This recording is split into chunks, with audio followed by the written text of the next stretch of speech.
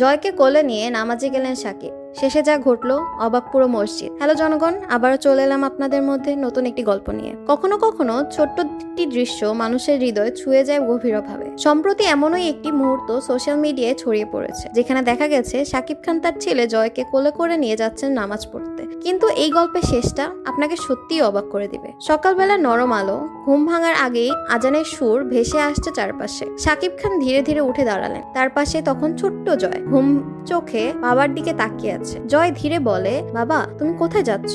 সাকিব হাসলেন। নামাজ পড়তে যাচ্ছি বাবা, তুমি যাবে আমার সাথে?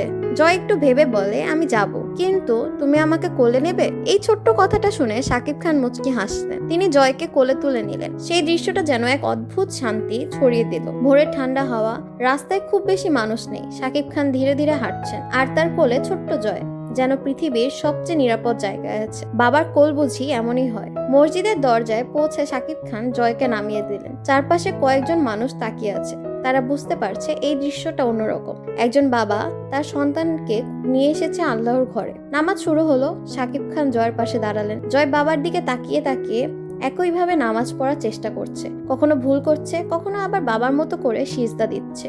এই ছোট্ট চেষ্টা যেন সবার চোখে পানি এনে দেয়। কিন্তু হঠাৎ করে ঘটে গেল এক অবাক করা ঘটনা। নামাজের মাঝে জয় ধীরে ধীরে হাত তুলে দোয়া করতে শুরু করে। তার ছোট্ট কণ্ঠে শোনা যায়, আল্লাহ আমার বাবাকে ভালো রেখো।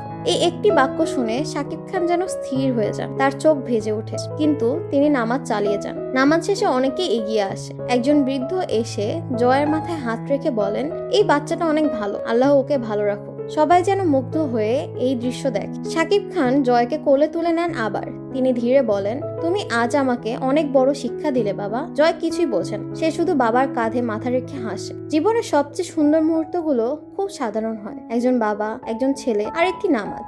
এই ছোট্ট ঘটনাটাই হয়ে উঠেছে হাজার মানুষের অনুপ্রেরণা। আপনার কি মনে হয় এই ধরনের মুহূর্ত আমাদের জীবনে আরো বেশি দরকার? কমেন্ট করে জানাতে ভুলবেন না। ভিডিওটি ভালো লাগলে লাইক দিন, শেয়ার করুন, আর এমন আরো সুন্দর গল্প পেতে চ্যানেলটি সাবস্ক্রাইব করতে ভুলবেন না।